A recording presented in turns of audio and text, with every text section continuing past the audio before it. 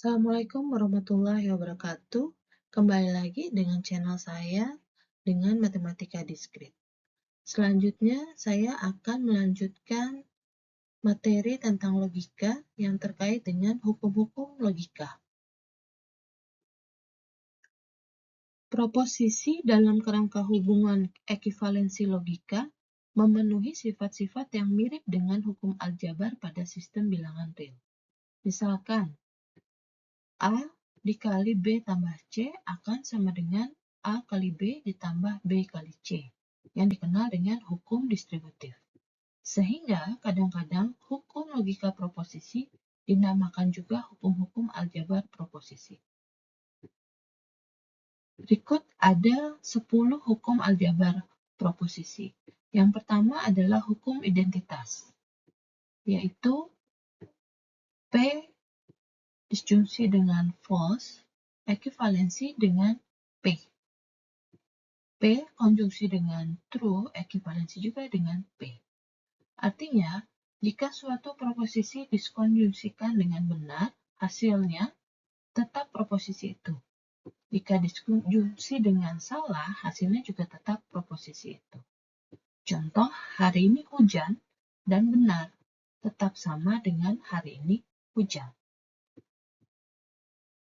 Yang kedua, hukum null atau domination law.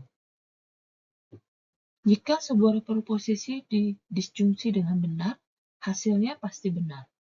Jika dikonjungsikan dengan salah, hasilnya pasti salah. Hari ini hujan atau benar, selalu benar. Yang ketiga, hukum negasi atau negation law. Suatu proposisi atau ingkarannya selalu benar, sedangkan proposisi dan ingkarannya selalu salah. Contoh, hari ini hujan atau tidak hujan, pasti benar. Keempat, hukum idempoten. Mengulang proposisi tidak mengubah nilainya.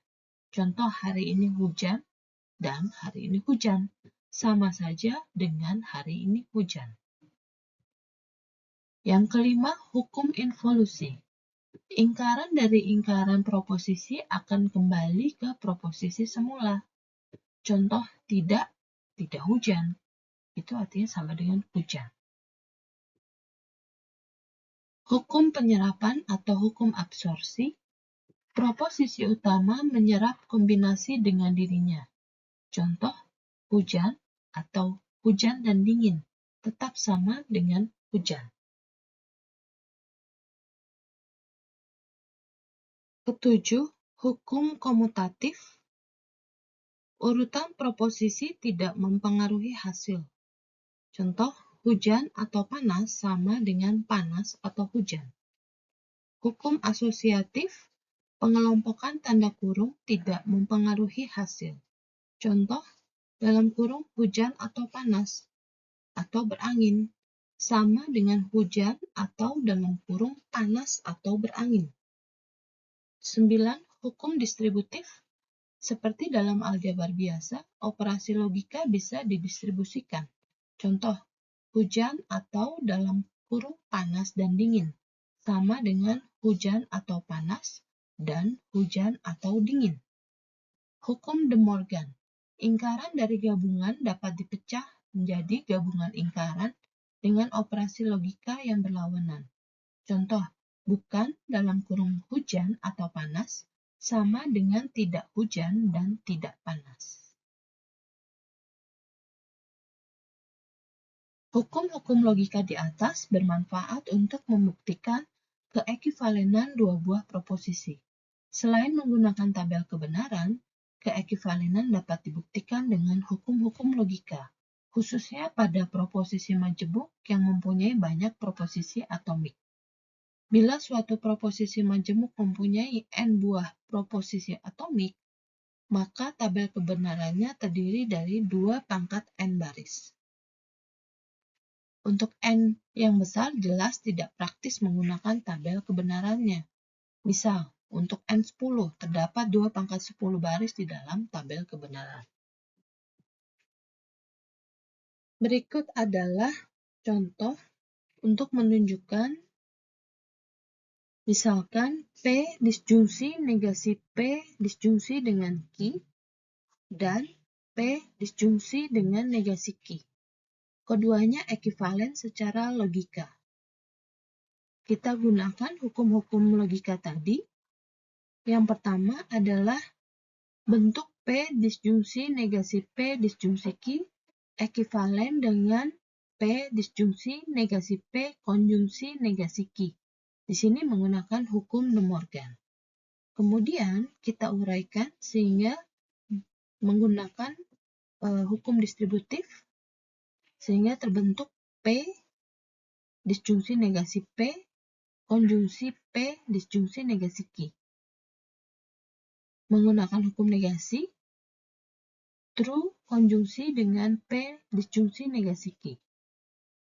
Kemudian terapkan hukum identitas, maka akan ekivalen dengan P disjungsi negasi Q. Berikut contoh yang lain, silakan kalian pelajari. Jadi semua hukum ini dipakai dalam matematika diskrit sebagai landasan untuk membuat logika komputer, desain rangkaian digital, dan pemrograman sehingga dapat menyederhanakan ekspresi logika yang rumit. Disjungsi pada ekspresi operasi logika digunakan dalam dua cara, yaitu inclusive OR, seperti pada definisi awal disjungsi, dan yang kedua exclusive OR. Pada inclusive OR artinya disjungsi dengan operator atau bernilai benar jika salah satu dari proposisi atomiknya benar atau keduanya benar. Contoh, tenaga IT yang dibutuhkan harus menguasai bahasa C++ atau Java. Diartikan bahwa tenaga IT yang diterima harus mempunyai kemampuan penguasaan salah satu dari bahasa C++ atau bahasa Java atau keduanya. Sedangkan pada exclusive OR, artinya disjungsi P dengan Q bernilai benar hanya jika salah satu proposisi atomiknya benar, tapi bukan keduanya. Contoh, ia dihukum 5 tahun atau denda 10 juta. Diartikan, ia dihukum 5 tahun atau jika tidak menginginkan, didenda 20 juta. Tidak bisa keduanya. Khusus untuk disjungsi eksklusif, kita menggunakan operator logika SOR untuk membedakannya dengan inclusive OR yang didefinisikan sebagai berikut.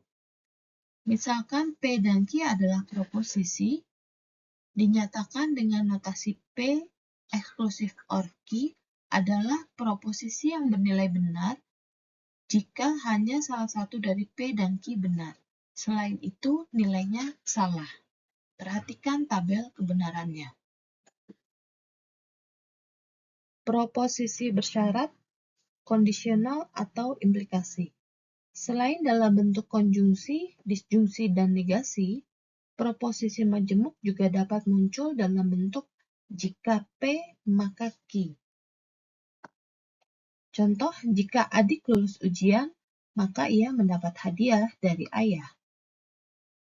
Jika suhu mencapai 80 derajat Celcius, maka alarm berbunyi. Jika Anda tidak mendaftar ulang, maka Anda dianggap mengundurkan diri. Ketiga contoh tersebut disebut dengan proposisi bersyarat. Notasinya P tanda panah Q. Proposisi P disebut hipotesis atau antecedent, premis atau kondisi.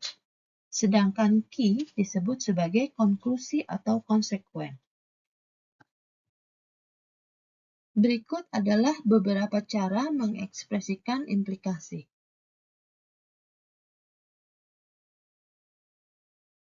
Tabel kebenaran implikasi. Pada implikasi akan hanya ada satu yang bernilai salah jika proposisi P benar dan proposisi Q bernilai salah. Selain itu akan menghasilkan nilai benar. Penjelasan dengan contoh. Dosen, jika nilai ujian akhir Anda 80 atau lebih, maka Anda akan mendapat nilai A untuk kuliah ini. Apakah dosen Anda mengatakan kebenaran atau dia berbohong? Tinjau 4 kasus berikut ini. Kasus 1. Nilai ujian akhir Anda di atas 80, hipotesis benar. Dan Anda mendapat nilai A untuk kuliah tersebut. Konklusi benar. Atau pernyataan dosen benar. Kasus 2. Nilai ujian akhir Anda di atas 80, hipotesis benar. Tetapi Anda tidak mendapat nilai A, konklusi salah. Artinya dosen berbohong, pernyataannya salah. Kasus ketiga, nilai ujian akhir Anda di bawah 80, hipotesis salah, dan Anda mendapat nilai A, konklusi benar. Dosen Anda tidak dapat dikatakan salah. Mungkin ia melihat kemampuan Anda secara rata-rata bagus, sehingga ia tak ragu memberi nilai A. Kasus keempat, nilai ujian akhir Anda di bawah 80 atau hipotesis salah dan Anda tidak mendapat nilai A. Konklusi salah.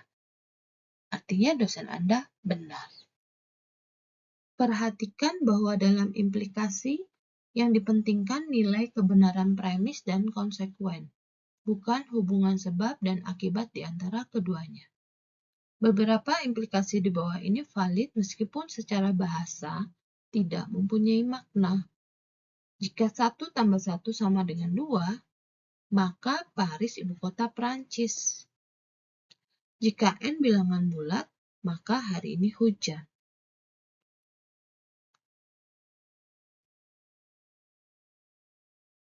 Implikasi dalam bahasa pemrograman, if C, then S.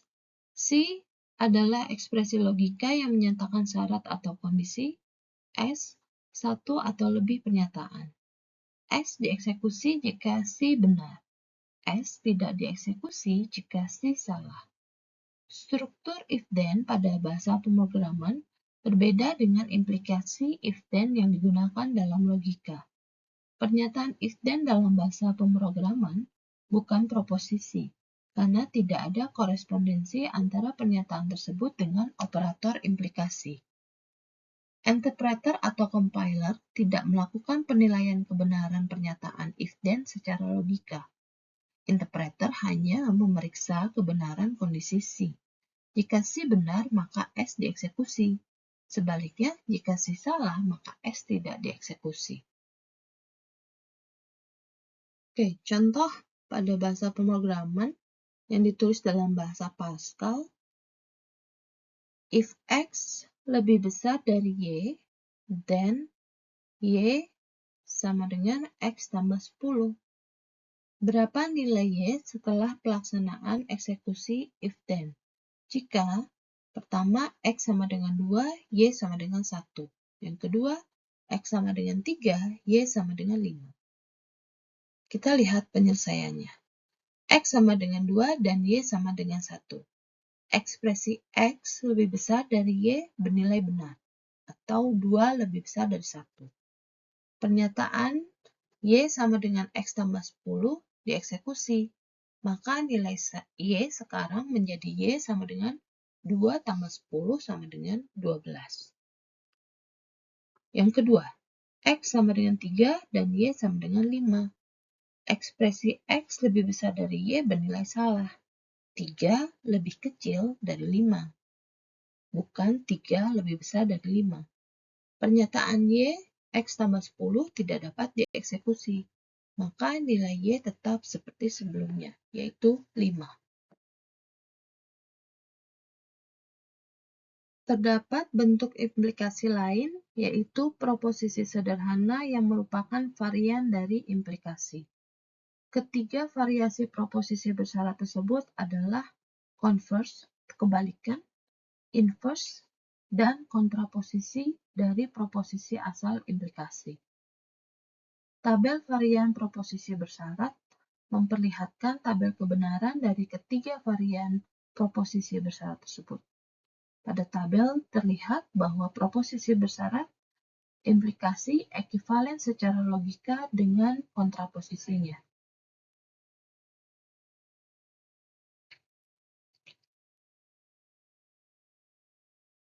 Contoh, tentukan converse, inverse, dan kontraposisi dari implikasi jika Amir mempunyai mobil, maka ia orang kaya.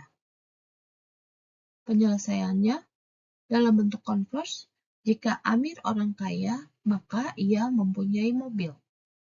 Dalam bentuk inverse, jika Amir tidak mempunyai mobil, maka ia bukan orang kaya.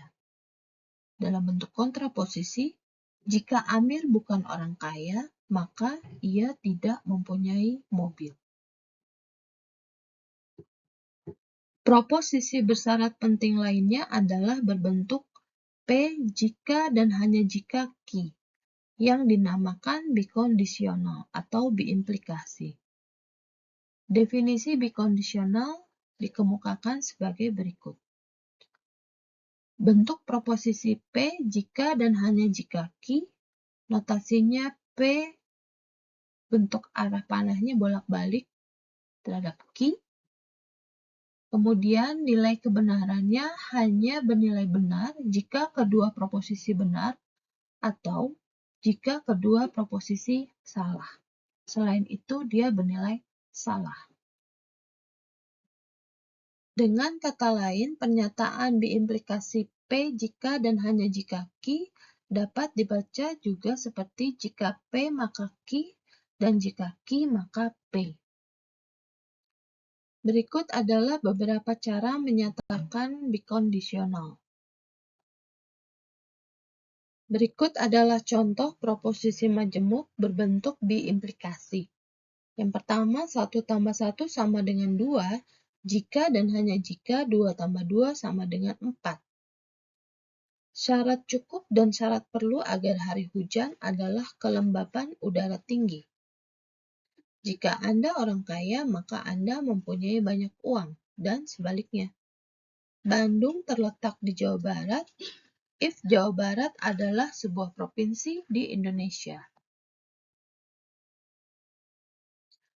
Jika terdapat dua proposisi majemuk yang ekivalen dibikondisionalkan, maka hasilnya adalah tautologi. Teorema yang mendukungnya adalah dua buah proposisi majemuk P dan Q disebut ekivalen secara logika, dilambangkan dengan P ekivalen Q jika P bikondisional Q adalah tautologi. Berikut adalah dua proposisi majemuk yang ekivalen dibikondisionalkan. Kalian boleh berlatih untuk mencari contoh kasusnya. Kita sudah sampai di akhir pembahasan tentang logika dasar. Kita mulai dari proposisi sederhana, lalu mengkombinasikannya menjadi proposisi majemuk, dan akhirnya mengenal operator logika utama.